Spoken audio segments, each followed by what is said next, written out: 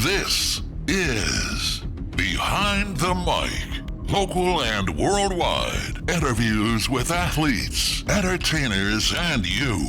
A talk show that will engage, inform, and take you to the edge, maybe even over. Now, from the Big Z studios in suburban Chicago, here's the host of Behind the Mic, Zahara. Thanks, Mitch. My next guest's career spans almost 40 years with roles in broadcast news, Apollo 13, Armageddon, and The Big Lebowski, to name a few. But he is widely known for his role as the brilliant yet eccentric lawyer Jerry Espenson on the critically acclaimed drama Boston Legal. Christian Clemenson joins me behind the mic right after this. Team Keys and your financial services division manager, Whitley Brooks Edmunson, specializing in affordable insurance and investments. Call 248-403-0919 to book your appointment. Slugmaster-Turning Batters into Hitters. Log on to slugmaster.com for a dealer near you. Tonight I get to check off another actor on the Behind the Mic wish list on one of my all-time favorite shows, Boston Legal. He was nominated 3 times for an Emmy, winning in 2006 for Outstanding Guest Actor in a Drama Series. I am pleased to welcome Christian Clemenson. Christian, how are you, sir? Thanks for coming on. My pleasure. It's very nice to be here. Thank you for having me.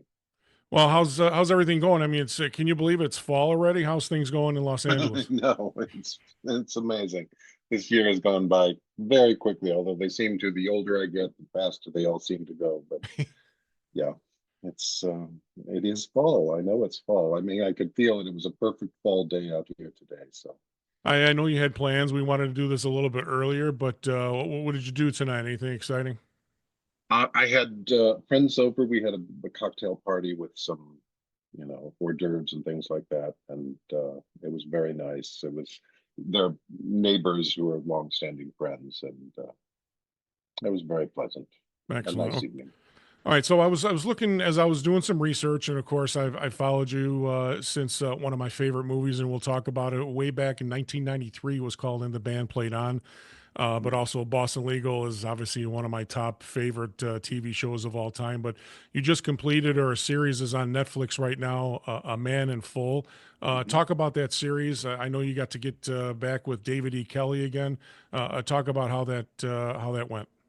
That was great. It was another David E. Kelley show, so it was obviously extremely well written, and the words were always just a pleasure to say. And the cast was phenomenally good. The only thing I didn't like is that, like many things these days, it films out of town. So I was in Atlanta for a long period of time. And then immediately after I finished doing that, I booked another gig that involved 3 more months in Atlanta. So I feel like Atlanta is my second home these days.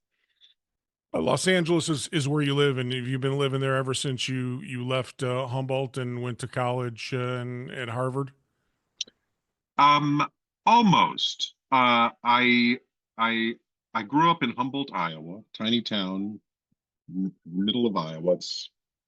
It's known mostly as the eternal home of Harry Reasoner, if one remembers Harry Reasoner at all anymore.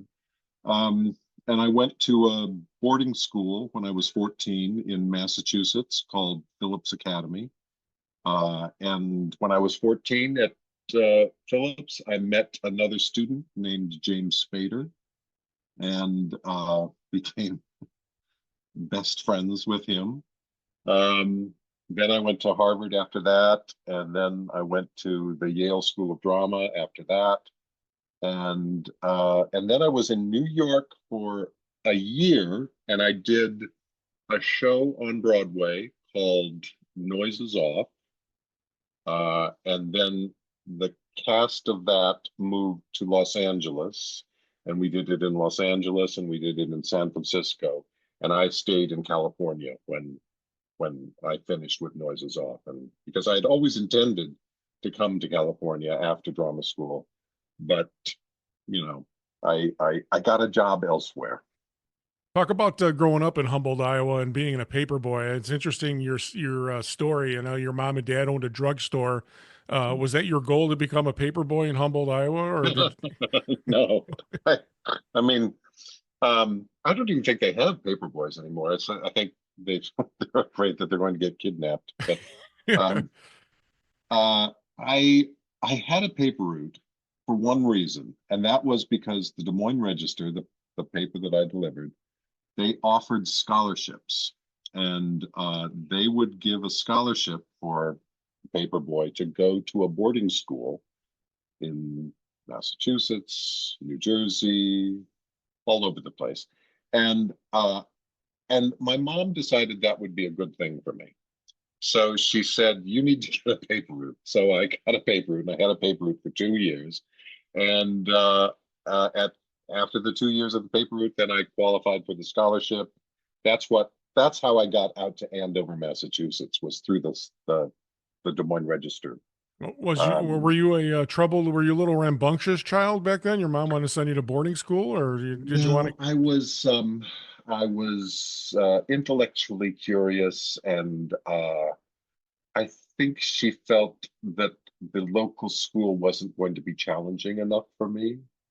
So, and my sister, who is older, she had gone to high school in Humboldt, and really arrived at college not knowing a lot of things that she probably should have known before. So my parents, were a little fearful about me going to the local high school. So, they did some research, and somehow they found these schools, and because I didn't know anything about them at all, I was just sort of happy to go along with it all. And so I went. I went from Humboldt, Iowa, tiny town in the middle of nowhere, to Andover, which is, a very cosmopolitan. I mean, as preppy can be, um, and very different from Iowa. But I loved it, though. It was a really wonderful experience and opportunity. And it's when I really, my mother. I was very homesick at first, and my mother suggested, "Well, why don't you audition for a play while you're there? That's because you enjoyed doing that in Humboldt. You could probably enjoy doing that there." So I did, and I was cast in a play immediately, and another actor in the play was a girl from the neighboring girls' school whose name was Annie Spader, and she was James Spader's sister, and that's how I met James. Um, and we became best friends. And God, that's now 50 years ago, over 50 years ago. Yeah, I'm going to touch on that on the James Spader relationships in a little bit, Yeah. but this is like a standard question I ask all the actors. You didn't, were you not interested in sports growing up at all, or you're not athletically inclined? A little bit. I rode crew in high school. I wrestled in junior high, but that's only because everybody in Iowa wrestles, I think. It's just sort of, Yeah, it's in the DNA. right. Um, uh, but it didn't compel me in any way. It wasn't like it was something you know, that I got a great deal of pleasure out of. I did it just because, at high school, you had to do some sport of some kind. And rowing was interesting to me because it was just on the water. Um, my my original image of rowing was that it was just, oh, you're on a nice little river and you're just paddling a bit. It's you know, it's much more intense than A that, lot as of it upper turns body out. strength, and if somebody's Oh not my God. pulling their Well, weight, right? Yeah, it's everything yeah. because you're on these seats that slide. So, the stroke begins actually with your legs. And so it's everything. And believe me, at the end of a race, you're spent. You're truly spent. So you get that scholarship, you go down to Andover, you're at the Mhm. Phillips Academy. Talk about how Phillips Academy molded you. Well, um, I love the school. I really do love the school. It, I mean, it created the future that I could have. there was no way I could get from where I was in Iowa to where I am now. I didn't see the way to do that. But to get from Andover to where I am now is a much easier task. So, the magic leap in my life was going to Andover because everything sort of flowed naturally from that. Um, it's academically a rigorous school. It's it challenged me in ways that I'd never been challenged academically. And it has these amazing facilities. We had beautiful theaters, beautiful athletic facilities. Classrooms were just amazing. And the faculty members were all, we were being taught, they all had PhDs. They were all, extremely great teachers. I still maintain that the best education I ever got was in high school, and really not so much in college or graduate school, but really in high school, I got a tremendous education. But I also, that's where I started doing a lot of theater. And it was never with the thought that it was professional, that there was something that I could do, because it just seemed impossible to do that. I didn't even think of doing that. Mm-hmm. But it was certainly something I enjoyed doing in high school. And there were great actors. In addition to James Spader, there was Dana Delaney, who was there at the same time. Who else was there? Oh, John Kennedy Jr. was there at the same time. There were really good actors there. So it was not only challenging, but it was also just fun. I mean, the people were so interesting, and the shows we put on. There was another student there named Peter Sellers, and he's it's the same name as the famous English actor, but he's now a well-known opera director, and I began doing a lot of plays with Peter, and they were always odd plays. They were usually avant-garde and very experimental. We did a production of The Tempest with puppets. It was done with a variety of puppets. They had these Balinese shadow puppets. They had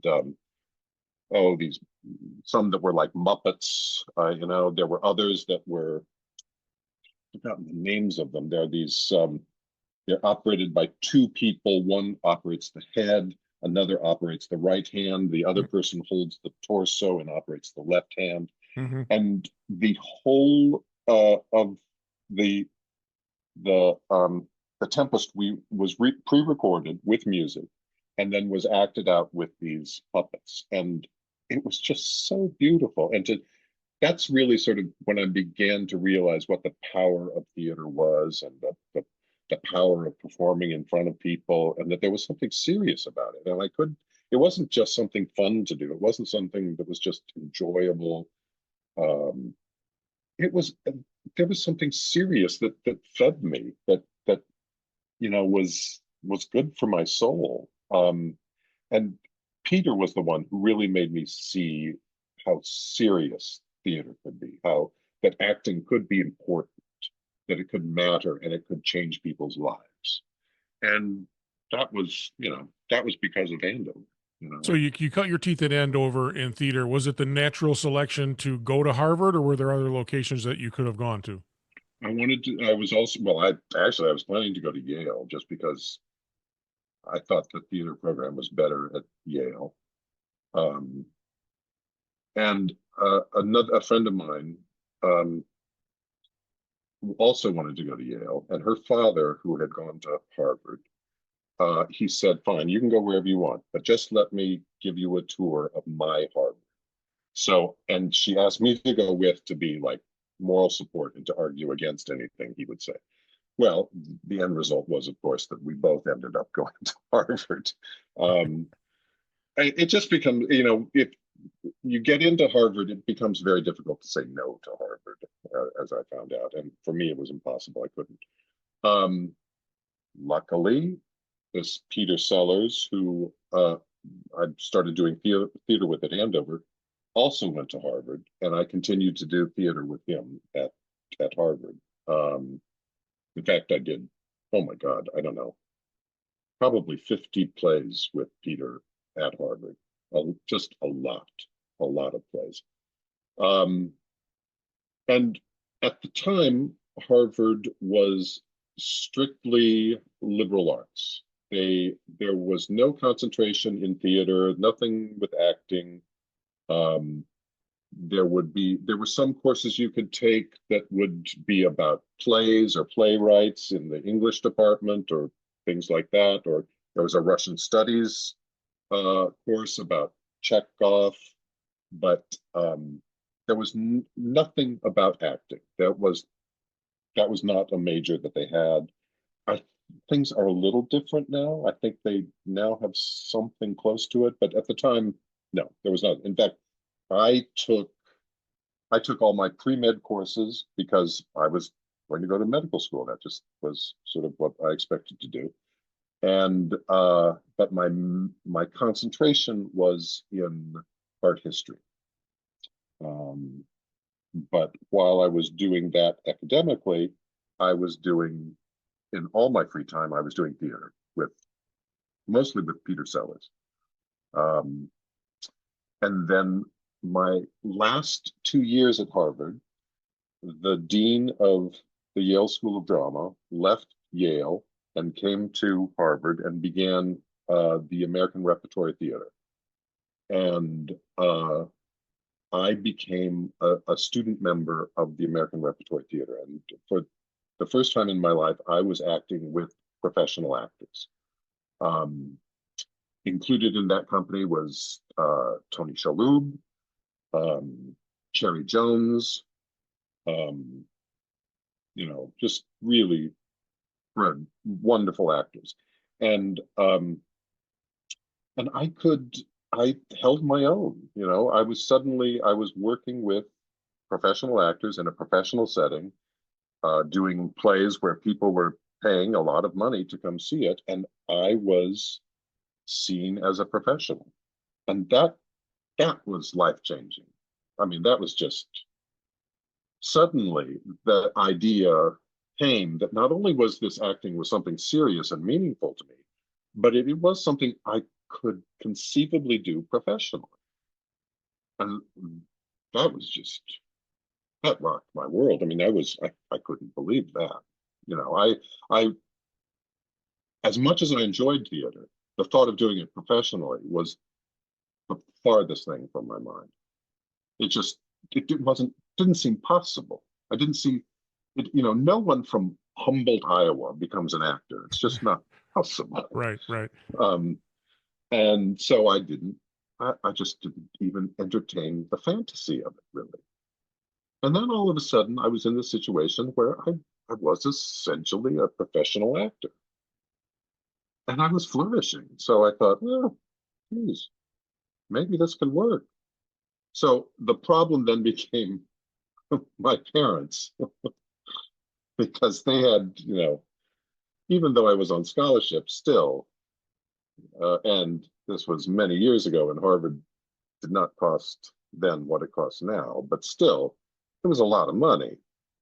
And suddenly they were faced with the idea that their son, who had gotten into Harvard University, wanted to be an actor and not go to medical school. And not only that, he wanted to go to a drama school. That was a very crazy idea, but to their credit, they ultimately said, "Yeah, okay, we'll go for it."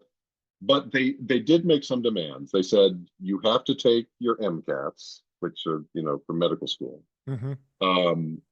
And we actually looked into it, and we saw, I think at the time MCATs were good for 6 years. So I had a 6-year window that I had to prove that I could make this work. 3 years of that, as it turned out, were going to be spent at the Yale School of Drama. And that was intense. I mean, Yale is very rigorous. You do in the morning, you're doing classes. In the afternoon, you're rehearsing. In the evening, you're performing, and you're doing that day after day after day after day. And it's a small group. We had 17 actors in our class.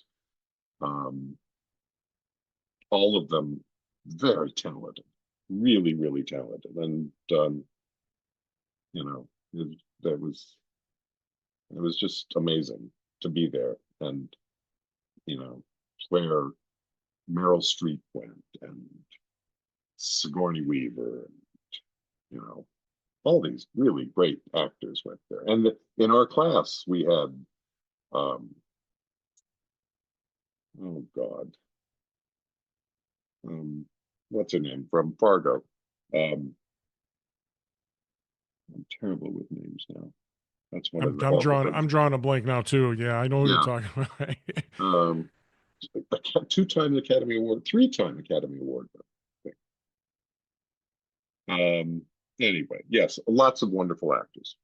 So David Dean Bottrell and Gordon Clapp, yes, who I had on the show before you, talked about their theater experience and having that as a background. Does that early experience in theater, whether it be at Phillips or at Yale or at Harvard, does that give you an advantage when you're trying to pursue that Hollywood career? I don't think so. I really don't. I mean, I think Yale gave me an advantage in that I got an agent quite easily. I had an agent before I even graduated from Yale. I had a job before I graduated from Yale. So I think it helps in some regards like that. You know what? It does help in some things because I remember Robert Brustein, who recently died. He was the former head of the Yale School of Drama and became the head of the American Repertory Theater at Harvard. He told me when I graduated and was going off to Yale, he said, the one thing you need to learn to be successful as an actor is how to be director-proof. And what he meant by that was that you have to learn how to do the work on your own if you have to, without really any help from a director or even sometimes from other actors. You may be doing a scene with a bad actor. This is what happens in a professional life sometimes. And I think if anything, that did teach me a method, a system for like how to work when there's nothing else, when you've got to sort of make it up all on your own, when you've got a director who's not really helping you, which is unfortunately in television is it's rare that you get a director that is helpful. They're usually about, trying to get their day's work done on time and things like that. They're generally not interested in directing actors too much. And they don't feel the need to, because I think generally, actors show up and they do their job and that's it. But, sometimes you want to do more interesting work than what's called for. And so that you have to sort of find the way to do that on your own. And that's one thing that has helped me. That's also, doing so many plays in so much time, you do become very quick. So like it does help with auditions, like with sight reading, with like, making a choice clearly and quickly. It helps with that because, you do know how to attack a scene, how to break it down quickly, how to figure out what is the battle, what is the battle between the characters, what is it you want from the other character, and that's helpful. My crack production and research staff has given me information. The actress you're talking about is Frances McDormand. Is that correct? Randy McDormand. Thank you very much. Yes, indeed. Hello, welcome. Very good. Christian Clemenson, Emmy Award winning actor from Boston Legal, is joining me on Behind the Mic. We're going to talk about Boston Legal in a little bit, but I want to talk about some of the opportunities you had to work with some incredible cast, especially one of my favorite movies is, as I talked to you before we brought you on, was and the band played on. What was it like being in the stable of the stars for that movie? It was really a fun job. I mean, very serious subject. It was about the early days of AIDS in America and the response of the CDC to this epidemic. Um, it was really, I mean, there's every scene had these amazing actors in it every day. There were a core of us who played these researchers at the CDC who I worked with mostly, and they're all just fantastic actors. Um, that was a that was a really wonderful, meaningful job. Was Dr. Dale And Lawrence based on a real character? oh yeah, yeah. Okay. He was definitely a real guy, and he did all of those things. He was the one who led the study with the blood banks in New York about, you know, how to protect people who are getting blood donations. Um, yeah, he was a real person. It And was I've done just that a number of times. I played a number of real people, which is always a little intimidating. and I'm going to get to that next. But yeah, you know, Yeah. I had David Dean Bottrell on it, and I asked him about that, and that he said that that movie was close to his heart because of his orientation, and AIDS was big at the time. And I asked him if it was ahead of its time, and he said it was right on time. Do you agree with that sentiment? Very much so. I mean, it was what was wonderful about it is that we had people with AIDS playing people with AIDS. Um, we were shooting in a hospital that had been an AIDS ward. It was of the moment, certainly. There was always a lot of sadness because that's a whole generation of gay men who were wiped out. So it's a really sobering subject to delve into. But yeah, it was important, and I'm glad HBO did it. It was a hell of a movie. And another character you played in real life was Dr. Charles Berry, who was the astronaut's doctor in Apollo 13. Another great cast in that movie. Did you get to meet with the doctor to prepare for the role, or did you Not to just do a lot of prepare. I research? met with him. I met with him later. There was a there was a it was a celebration of I don't know. It was an anniversary of the Apollo 13 launch, and it was held at the Museum of Flight in Seattle. And because of Apollo 13, um, I and several people from the cast have become very good friends with our technical advisors from the movies. The two Jerrys, Jerry, can't remember their last names now, but there were two Jerrys who were very instrumental in training us. And as it turns out, I've worked with them two more times after Apollo 13 on Apollo movies. But they invited this group of like six of us to go up to Seattle, where they had this anniversary celebration for the real crew members, and that's where I met the real doctor. And we have a photograph that's hanging up in another room of me with the doctor. Yeah, that was I didn't have anything really to go by. I just knew who he was. I saw he had made appearances on the Tonight Show. He gained some fame for being the doctor to the astronauts. Um, so I did get to watch that. Uh, but yes, that was another real person. It's always weird playing a real person who's going to see it. Were you talking about Jerry Griffin in that technical? Yes. Yes, Jerry Griffin. Yeah. Yep. Thank you. Another Crack research, people. another role of significance for you, and this was emotionally. This is one of your starring roles. You played Thomas Burnett Jr. in United '93, one of the heroes in 9/11 when the plane crashed in Shanksville, Pennsylvania. Was it an emotional experience for you? Was it one of your hardest roles? Definitely. Yeah, it was. It was unique. It's just it's directed by a man named Paul Greengrass, and Paul Greengrass works. Oftentimes, he doesn't have a script that you would think of as a regular script. It's not where there is written dialogue or things like that. It's there are scenes, but it's really more. He calls it a treatment, and it will describe what's happened. He may describe a certain scene, a shot, things like that, but it really is just an outline of the action, and that's really all we had. And he gave that to us on the first day of rehearsal, and then took it away, and we never really looked at that again. For 2 weeks, we just sort of did improvisations and this was filmed in England.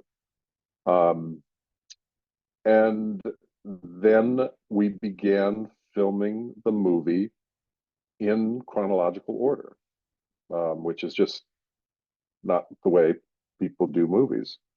And it was entirely improvised. Every day was, you didn't know what you were going to say. The only thing we had to say verbatim were the phone calls. Especially if there was a recording of the phone call, we had to be absolutely verbatim. If there was a transcript of the phone call, we had access to a lot of information that wasn't publicly available at the time.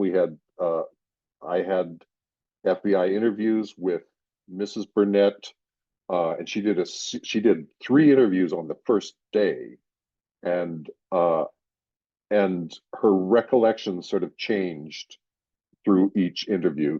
We tried to go more with the earliest recollections of it, but even then we never had a script for the phone calls. We just had a general idea of what was said during the phone calls. So we did have an obligation to adhere to that reality. And we knew what time the phone calls were made. Mm-hmm. So as we were filming, there was an assistant director who would hold up a clock. So we would know what time it was on the plane at all times, because we knew that certain events happened at certain times. I knew when I make 3 phone calls in the movie, and I knew exactly when each of those phone calls was made. So there was an awareness always of the clock and when I had to make those phone calls. But other than that, it's just entirely improvised from beginning to end. There is not a scripted line. It's amazing how he cuts things together. I look at it and I see there's a shot that he got from 2 weeks ago of me doing something, and it somehow edits into another scene that was shot a month later, and it works. It's just at the end he had 4 editors working full time to get the movie cut in time, and it was shot on film. And there would be takes that would be 30 minutes long. The camera operators would swap out film canisters during the take, and because we were shooting with multiple cameras, we would still keep going. So we would have takes that would be 30, 40 minutes long, during which time huge events would be happening. And we also, the plane, the set was built on a gimbal that moved. It moved this way. Different parts of it moved in different directions. And we had from the commission report, we had all of the telemetry. So the gimbal moved exactly the way the plane did. So everything was done to make our experience exactly what the experience of the passengers was. So a lot of chaos behind the scenes to match what was going on in real life on the plane then, correct? Yeah. Yeah. It was unbelievable. I mean, Jesus.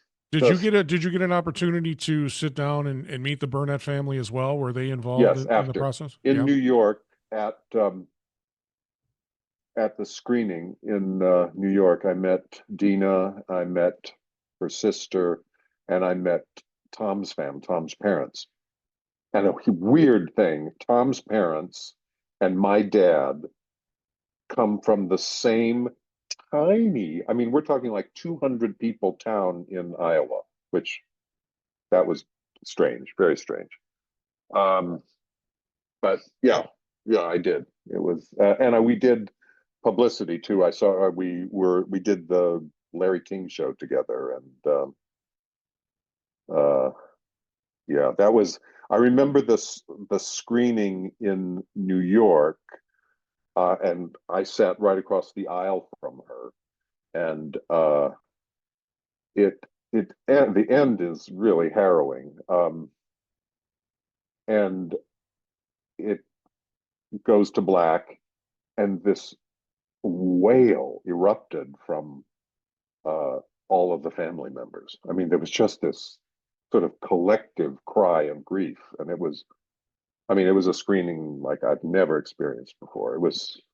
That was unbelievable. I Very, personally very. didn't. I personally didn't see the movie, but Christian, do you think that you did that movie justice? I hope so. I mean, gosh, I hope so. It's not a movie I can watch again. I had because of publicity events, I watched it 5 times, and I never watch my stuff. So for me to sit through it 5 times is, well, that was something. But I I was I was proud of that. I mean, I really, that took so much out of me. Um, I mean, when I was done filming, just physically, I was a mess. I was beaten. I looked like I was beaten up. I had bruise everywhere. They, just because we essentially, they did have stunt people for some of the parts of the movie, but we really did, and we wanted to do everything. So they had us leaping over seats. We were, uh, in the movie, and we believe in real life, Tom Burnett gets into the cockpit and is struggling with the main hijacker, and in the treatment it says it's the hands of Tom Burnett and the hijacker are struggling on the yoke, and that's the last shot of the movie. It's on that, and then it goes into the ground, and that is what Paul Greengrass wanted for the metaphor of the movie. It's the struggle between the forces of the West and the forces of the East, and it's mutual destruction, but that's what the struggle is about. Yeah, it was. I mean, I was pretty shattered after that, and I knew I wanted to talk to you about this, and I didn't want to bring it too down. I want to change gears and bring it up to a yeah, little bit more lighthearted situation. But sure, I mean, I was assuming that was going to be a hard role for you. I looked yeah, it up, and of course I didn't see the movie, but I'm like having to play somebody who was a real American hero and saved yeah, a hell of a lot of lives by bringing yeah. that plane down in Pennsylvania was, I'm actually going to go watch it now, Christian. So I mean, yeah, I'm going to see what Yeah, it's like. it's a great movie, and Paul Greengrass is an amazing filmmaker, A just amazing. couple questions here before we take a quick break. I want to change gears and ask you, how has Hollywood and TV changed since you started back in 1985?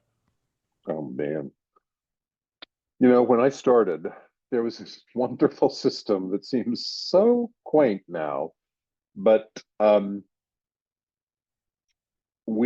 you would get a job, and you would have a quote, and you'd say, well, how much do you want for this? And we'd say, well, he got this much for his last job, so for this job we'd like to get a little bit more. And they might say, well, okay, but maybe not quite that much. There would be some negotiating, but you would generally get a little more than what you got the last time. Hmm. And it seems crazy in retrospect, but that was the system. And it worked out very well for me, and I was very happy to be paid more and more and more and more and more money for all of these jobs. And then all of a sudden, the MBAs took over Hollywood, and they began asking. They weren't people who loved movies or anything. They just loved, you know, shareholders. And they said, well, do we really have to pay these people this much money? And the movie maker said, well, yes, we respect them. We want them to do well. We need to show our respect and pay them well so they'll do well. Well, no. The bean counters say, I don't think we need to. Yes, we have to pay Tom Cruise something, but Christian Clemenson, do we need to pay him really this much money? So slowly, the new reality became that the union negotiated minimums slowly became what everyone earns now, and that. I was fortunate enough that I did have a big bunch of my career where I was able to sock away a lot of money because of salaries were nice. But I'd say since, I don't know, 2005 on, there's been a big change in how actors earn money.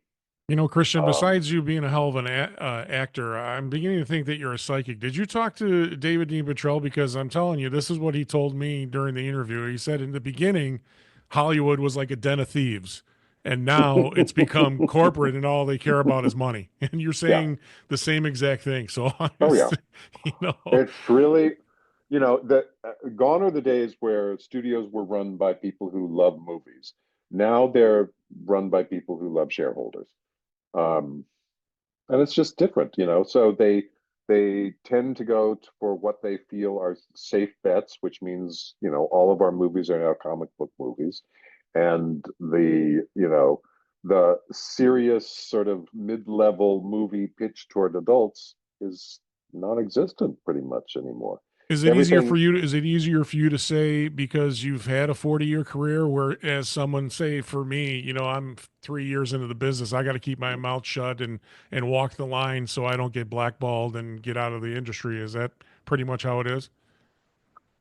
I don't know. I mean, I don't think I'm telling tales out of school. It's the way it is. And it's not,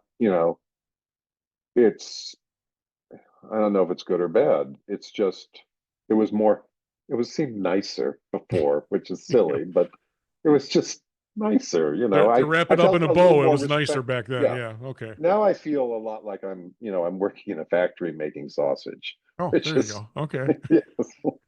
It's interesting, Okay.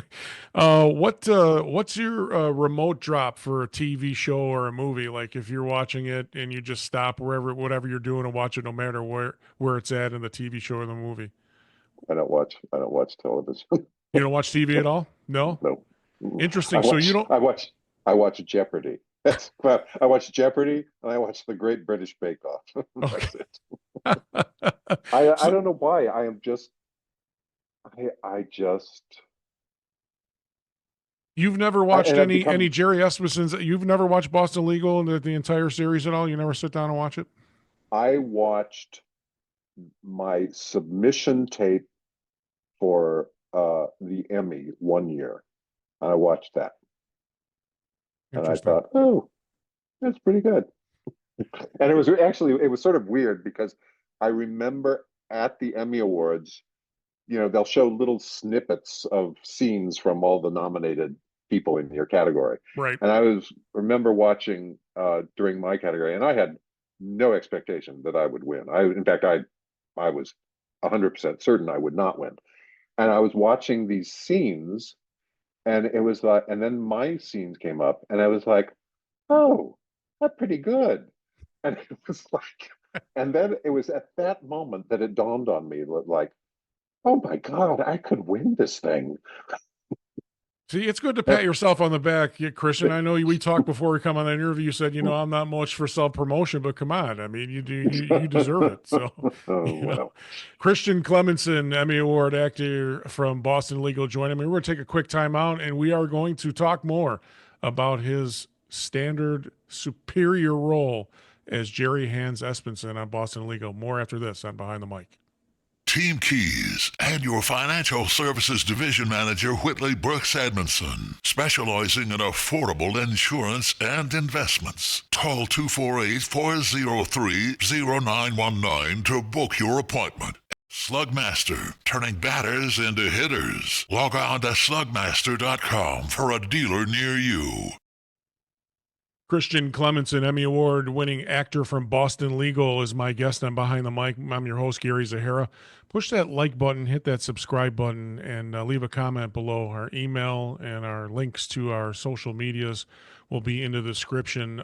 Sitting down with Christian here, having a great conversation. Christian, all right. I mean, I'm sure everybody wants to talk about this. I saved the best for last, and obviously, this is a role that you're probably going to be known for the rest of your life. But talk about the birth of Jerry Espenson on Boston Legal. Was it written for you, or did you have to audition? No, it wasn't written for me. I auditioned for Boston Legal 6 times. And it was really getting to the point, and it was getting to the point where I was like, I don't want to audition for this show anymore. They're never going to cast me. It was just like I was going in on everything possible, and nope. And then all of a sudden, I was doing, oh God, I was doing another show anyway. And my agent called and said, we've got an offer for you to do a 3-episode arc on Boston Legal. And I said, what? And I said, yeah, they're just offering this to you. I said, oh, well, okay, that's fine. And they said, do you want to know about it? I said, I don't care. No, not really. I'll do it. I mean, because it was Boston Legal. Mm-hmm. And it was 3 episodes. I was like, great. Of course I want to do it. I don't care what it says.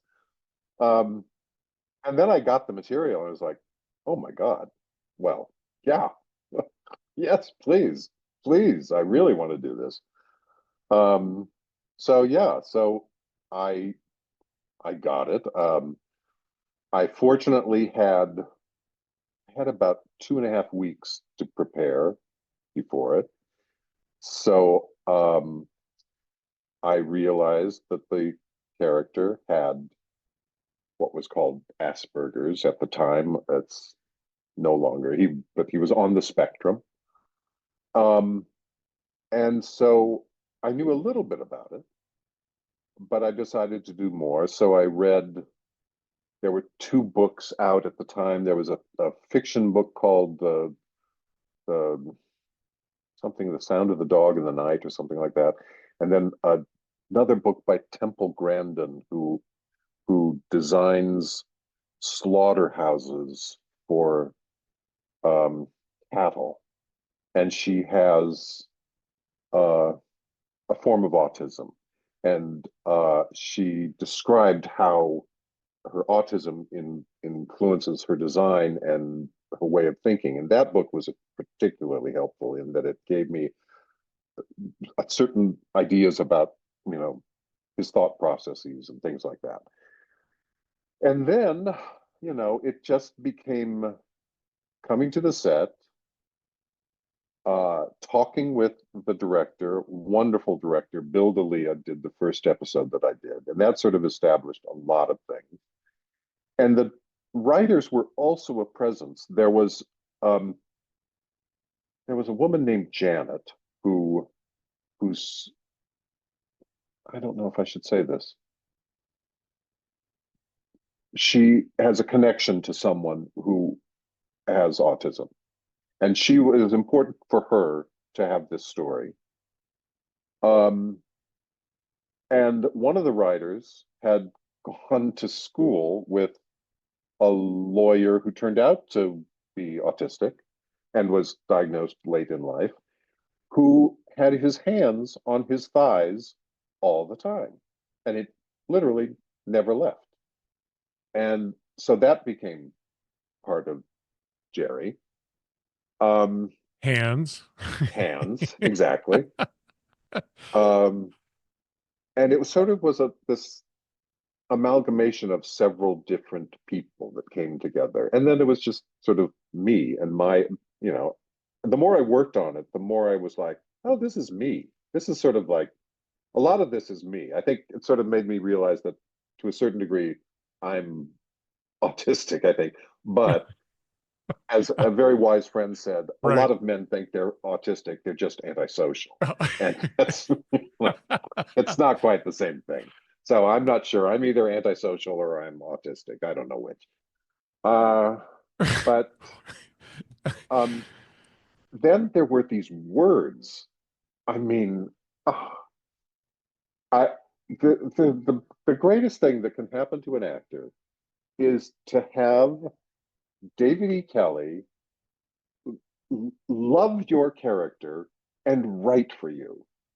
And I mean, these scenes I just couldn't believe that I would get to say these scenes and do these scenes. And it was like, I mean, I'm very glad it happened when it did, because I'd done enough work previous to that I knew how good this material was. I knew how good the work that we were doing on the set was. So I was appreciative of the experience. You know, it was. I remember when you came into the episode. So it was like Alan Shore, played by Spader, looking for some help, and Shatner comes in, Denny Crane, and he's looking for an attorney, and he goes, hands. Oh, hands. Yes. And He's Alan's like, hands.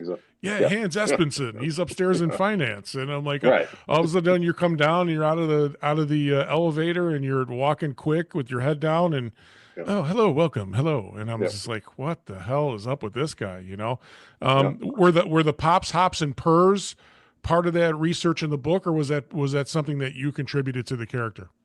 No, that was David E. Kelly. Really? Wow. Yeah, that was. All of those were scripted.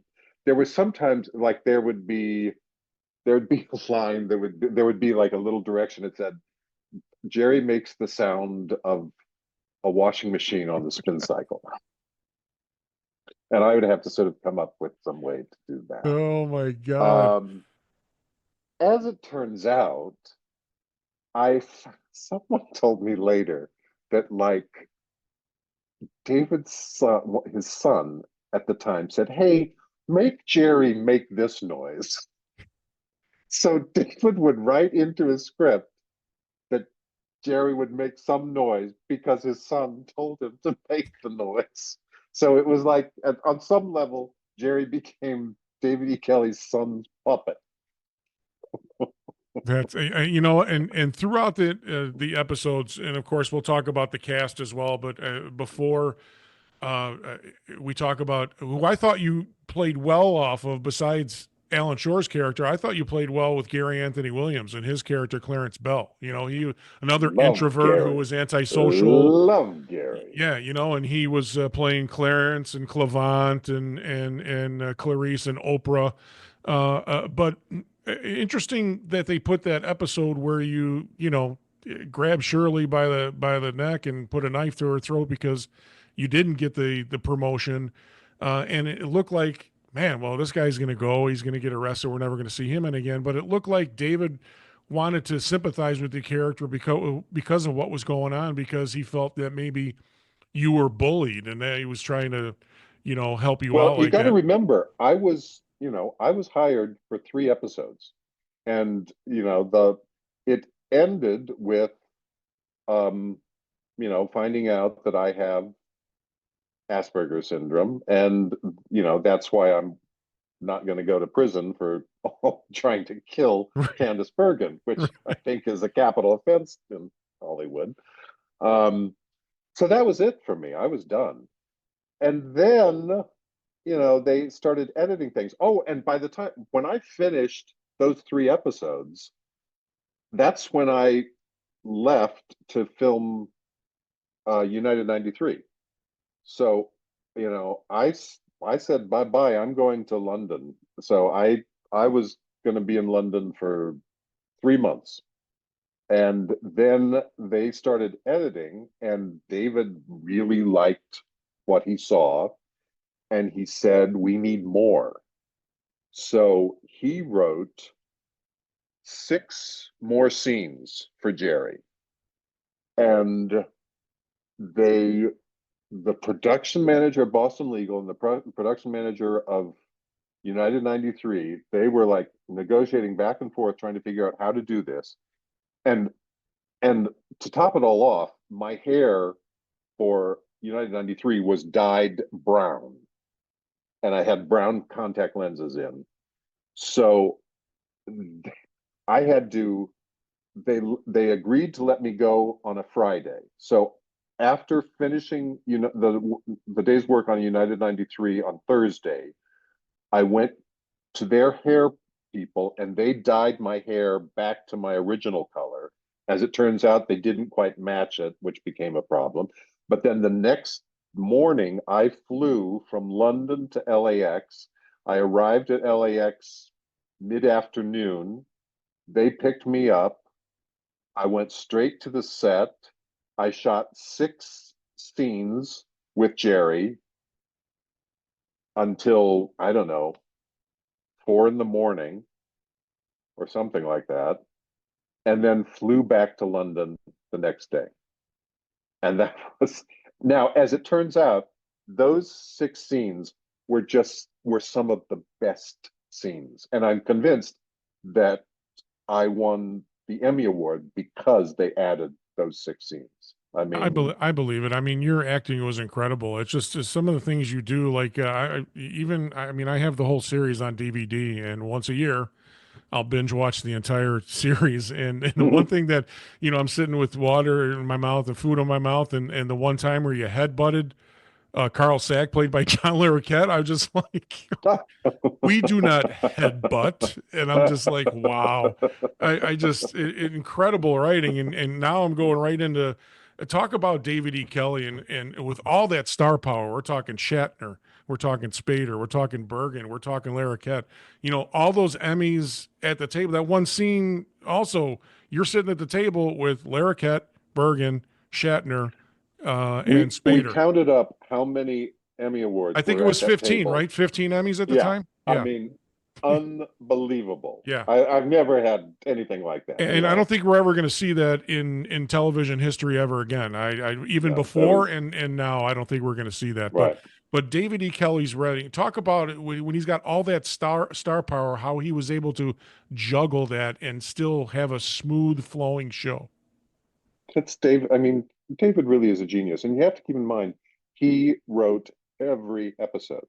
He locks himself into a room with his, a yellow legal pad and a pencil, and he scribbles it all out. He has this assistant he's had forever who types it up, puts it in the computer. But I mean, he is a genius machine. He just produces this content and at such a high level and such quantity. There was a period where we were going to have a writer's strike, and they had a deadline, and anything written after the deadline couldn't be filmed. So David, like 2 weeks before the deadline, he just started writing. And in those 2 weeks, he wrote 5 scripts. And you have to keep in mind, like, a script has to be edited and changed before it's actually filmable, because, you when you start to actually do the work to film it, you realize, well, we can't do this, we can't do this. So it becomes very difficult to not change the script. He wrote 5 producible scripts. And so we didn't have to shut down. The strike happened and we kept on shooting. And when we finally ran out of scripts, the strike finished. The strike settled. So, we didn't shut down at all. He's just, there's just no one like him, who writes so well and so much. Just and you look at what he's done since. I mean, it's very hard to sort of pin down what is a David E. Kelly show. He writes all sorts of genres now. It used to be, he was a lawyer by training. Mm-hmm. His first job was LA Law. Yes. Another one of my favorite shows too. Oh my God. There's an episode of LA Law where it's about a couple and their child dies of sudden infant death syndrome. and uh, and Cifuentes is representing the mother, and it's a convoluted plot, but it turns out the two of them conspired to kill the child, and you only learn that in the very last shot of the episode. And I remember watching it, and I was like, "Who wrote this episode?" And it was David E. Kelley. I mean, it's just one of the best hours of television I've ever seen. You had an interesting episode here on LA Law. You were Pomerantz, and your episode was The Princess and the Wiener King. So I got to look that up and see what the hell that was. Also, you were on another one of my favorite shows. Oh God, my production people are dropping the ball here. Besides, Murder One is another series that I loved. That was a Love that great show. series. Yeah, What else? that was fun. Oh, NYPD Blues. NYPD Blues number one. Oh, So I love got that. NYPD Blue number one, Boston Legal 2, and Yeah. Justified right behind it. But NYPD Blue, Justified is so good. Oh my God, Justified is a great series. yeah. Yeah, and NYPD Blue. Oh God, that's David Milch's people. David Milch is Stephen another. Bochco. Yeah. Yeah, they're just, I can't believe Bochco died. That's really shocking. Yeah, when you think about how much television Bochco produced, and also of such quality. And your character Uh, in that episode, Laughlin all the way to the clink, was not too sympathetic because I think you killed yeah, somebody, if I'm I mistaken. did. Yeah. Yes, Yeah. I know, I do. You I've were ended up killing a lot of people you, through the years. you were not a good boy there, Christian. No, no, no, no. We talked earlier in the interview here about that you being friends with David Dean Bottrell, who played Lincoln Meyer on Boston Legal, and I was kind of wondering. Brilliantly. Yeah, I was kind of upset. I would love to see like a Gary Anthony Williams, a Clarence Bell, Lincoln Meyer, Hans Espenson type of story arc where I would love to see you interact with Lincoln Meyer and see how you would I react to know. that. You know what I mean? Yeah, I would love to have him and oh God, what was his name? Craig He Burko. he no, the little guy who he did these scenes with Betty White. Oh yes. Oh, and then when he hit when he got With hit the in the frying skillet with it. pan. Yeah, yeah. Oh, Yes, he passed that's away as well. I forgot. You know what? exactly. Yeah, He did. yeah. Yeah. He was a hell of an actor as well. Yeah, and Oh yeah. and Betty White. I So mean, good. look at this cast. I mean, I Jesus. know. Yep. Well, here's another question for you, Christian. The writing and the topics that you cover in that show, along with NYPD Blue and maybe Justified, do you think any of that shit flies now in 2024? I don't think so. I mean, I think uh, I I don't think network television is interested in those sorts of stories. You're going to find them, I think, on streaming services to a certain extent, but I don't know. I mean, God, I would love to see what David E. Kelley would do with Boston Legal with Trump. I mean, Oh yeah. that would be amazing. But I don't know that networks have the appetite for it, frankly. Um, I You don't were know. involved in it, and you talked to you were I don't know if you were close with David or whatever. Was there a talking? Was there a thought about bringing this show back? No, no, it's no, not at all. It He's gone on. I mean, I guess it's possible now, although Spader has gone on. He's finished with Blacklist, but he's now about to start something else. I don't think. I doubt it. I've not. If there's any talk about it, I've not heard it Well, at first all. of all, and William Shatner, what is he, 93? That's a guy I've seen But 93 year still olds, Christian. He going, doesn't even look still. 93. I've never seen a Oh, 93-year-old guy look like that before. So, and amazing. speaking of James Spader, let's touch on that now. You talked about in the beginning that you were really good friends with him. You met him Mhm. at Phillips Academy. How did that friendship blossom? I know you talked about meeting him through his sister, but talk about how that friendship has evolved all these years. Good golly. I mean, it is just amazing to think about. He has been a part of my life for uh, over 50 years. I, except for my sister, there's no one who's been in my life that long. And there were periods when I was at college, we wouldn't see each other for several years, although he did show up and sort of hang out in my dorm room for a week one time. But we would always sort of stay in touch, by phone, or we'd see when I started going to Yale, we would meet up in New York because by that point, he had dropped out of high school and was living in New York. So yeah, we just always stayed in touch. And then it really, our friendship re-solidified when we were both in Los Angeles. And that's when we just started hanging out all the time.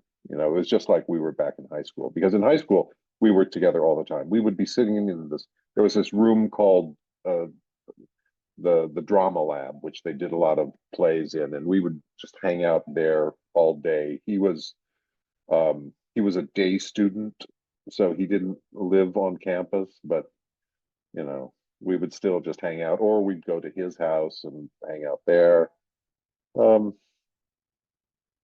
It's just a really remarkable thing.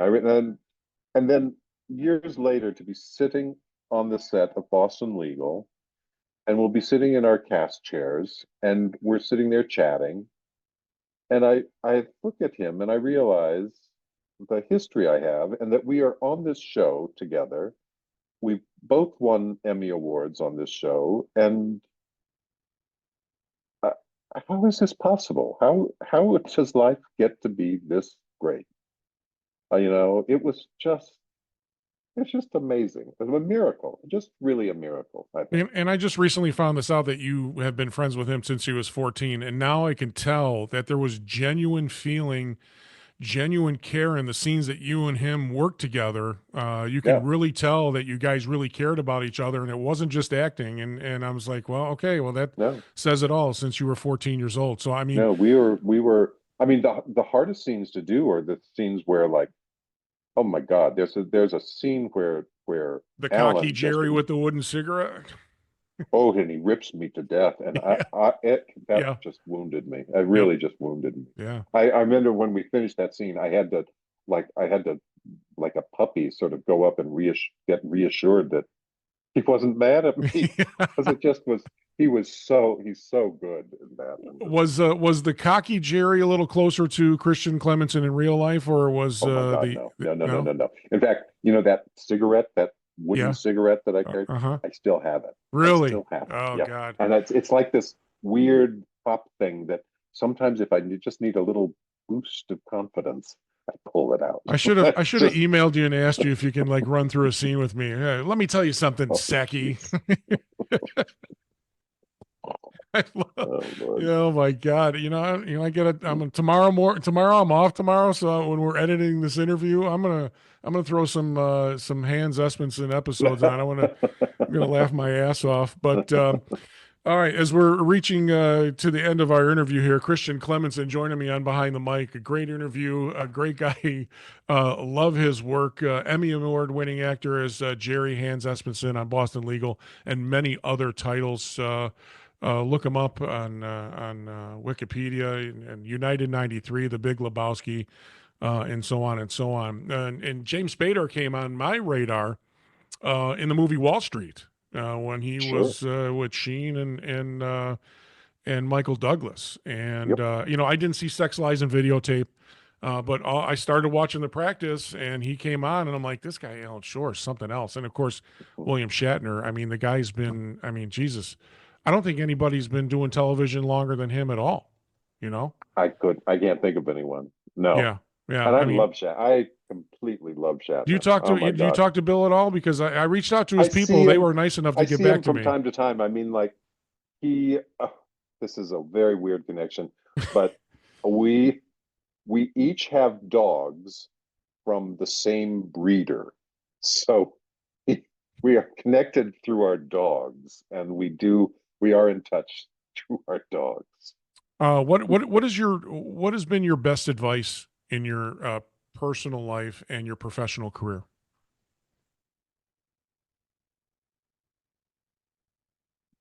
To work to make yourself happy. Don't try to please other people, try to please yourself. Okay. Have you gotten a worse piece of advice? What's the worst piece of advice you've gotten in your life, professionally or personally? Oh God.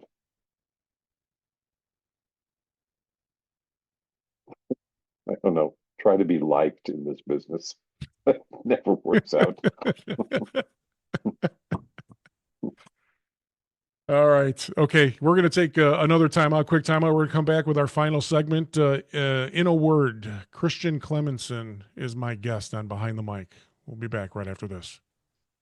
Team Keys and your financial services division manager, Whitley Brooks Edmunson, specializing in affordable insurance and investments. Call 248-403-0919 to book your appointment.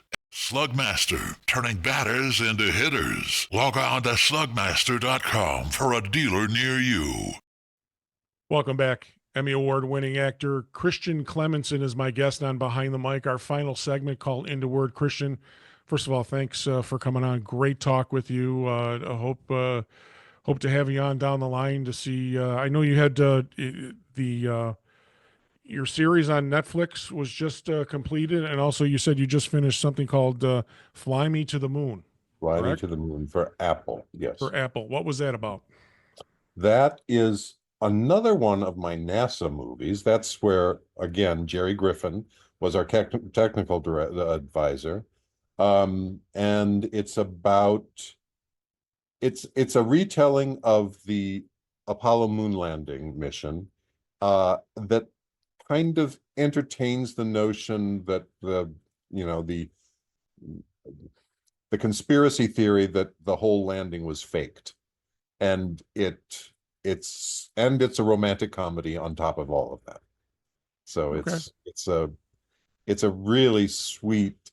The script is fantastic. It's got Channing Tatum and Scarlett Johansson, and it's a really wonderful movie. Our final segment here, Christian, it's called In a Word. I'm going to give you some phrases or names. If you can describe it in a word, fine. If you need to expound on it, be my guest, okay? Here we go. In a Word with Christian Clemenson. Christian, in a word, growing up in Humboldt, Iowa. Sad. Yeah. Wow. Okay, good start. One word. I tell you, so you're the ninth interview I've done on this show. There's only been two people that have answered every question with one word. So let's see if you can do it. In a word, being on stage versus being in Hollywood. Exciting. 2 for 2. He's on fire. That was a hard one. Yeah. David E. Kelly. Genius. Yeah, that's kind of a softball for you, right? Yeah, there is. you go. And here's another softball. In a word, Boston legal. Love. All right. Here's another one. Jerry Hans Espenson, in a word. Heart. Wow. He's gonna join. Who else was who did it with us? Oh, Leroyce Hawkins was in, and then I think David Dean Petrella was the winner chicken dinner in that one. Is that last question for Christian Clemenson, in a word, on Behind the Mic. Christian, in a word, your career. Long. Excellent, my friend. I was looking for you. Do you have any you don't do any social media? No Instagram, no Facebook, nothing? No. Okay. No. I have I've watched this trend of how, people do a lot of social media. Mm-hmm. And I don't know. I've always thought that there is a separation between me and my work, and I want there to be something sort of mysterious about it, because it's sort of it's a bit of a magic trick doing it. There's something, I don't know. There's something there's something so important and sacred about the work. I just don't want to sort of make it about me so much as it is the work. So it's that self-promotion thing that you don't like to do, correct? Yeah, exactly. Right. Okay. So I don't want it to be about me. I want it to be about the project. So Well, I've not found a way to use social media and do that. So plus I was an early adopter for Facebook, and it was I ended up with a stalker, and it was a horrible. All right, interesting. Okay. Yeah. Hans got a stalker. Interesting. A stalker. That was, wow. Oh man. It wasn't the doll that you were riding around in the carpool lane when you got pulled over. That doll was so creepy. Oh my God. Shirley Schmidho. Right? Oh my God. I did look you up on social media on Instagram because I wanted to tag and see you do a cross promote. And there is somebody running a Christian Clemenson Instagram account. He's only got 34 followers, so he must not be too popular. So I just want to. I mean, it could be me in that I have an Instagram account, but it's just to essentially, there's a friend of mine who posts pictures of dinners he's had. And I had to join it to look at his pictures. So it's possible that is indeed me. I think you have only one picture, and I think it was from a long time ago. It was a younger Christian Clemenson with dark brown hair, I think. No, I've never posted any picture of myself online. So that is not. Okay, I'm gonna have to see that, and I'll send it to you, see if it's yours. But if I can steal a line here as we end the interview from Jerry Espenson to James Spader's character, Alan Shore. Christian, thanks for coming on. You are a kind man. I appreciate your time, Christian. Continued success. Thanks for coming on. I love Boston Legal. I think you're a hell of an actor. Thanks for giving my show some kick, and it was a pleasure talking to you, and hopefully you get to talk to you down the line when more projects come out. Great. I really enjoyed this. Thank you very much. Christian Clemenson, Emmy Award winning actor from Boston Legal, is my guest on Behind the Mic. We'll come back with some final thoughts right after this. Team Keys and your financial services division manager, Whitley Brooks Edmunson, specializing in affordable insurance and investments. Call 248-403-0919 to book your appointment. Slugmaster-Turning Batters into Hitters. Log on to slugmaster.com for a dealer near you. Welcome back. Well, what a great interview. Christian Clemenson, Emmy Award-winning actor from Boston Legal. Jerry Hans Espenson was the character. Also, as we talked before we came back on the break, got to watch Bad Influence. It's Christian Clemenson, Rob Lowe, and James Spader. So we've got several movies to watch here, Red. United 93. We've got to watch Fly Me to the Moon. And then what was the one on, let's see here. Way to be prepared, Gare. Let's see, the one on Netflix, even though I just said it. Oh, A Man in Full. So if you get a chance to see Christian Clemenson's work, look him up. I mean, it's all TV, LA Law, NYPD Blue. Thank him so much for coming on. He doesn't do social media, so please watch his work. He's a hell of an actor, certainly deserving of an Emmy. Should have won the Emmy the last year when that show got canceled. And we certainly had a good talk, which I should have kept the camera rolling for some side shorts to put on YouTube. Please hit that like button. Please hit that subscribe button. Leave a comment below and tell me what you think of this episode. We thank you for watching. Also, a big shout out to Mitch Clem and Mitch Clem Management for setting up this interview. Thank you so much, Mitch. And for all of us here at Behind the Mic, we thank you for watching. Good night. Behind the Mic has been brought to you by Team Keys and your financial services division manager, Whitley Brooks Edmunson, specializing in affordable insurance and investments. Team Keys, keep elevating yourself. Call 248-403-0919 to book your appointment. And Slugmaster-Turning Batters into Hitters. Log on to slugmaster.com for a dealer near you. Behind the Mic is a Did He Go production, produced by Z-Force Media. Stage manager is Heather Marie. The executive producer of Behind the Mic is Eric Ferguson.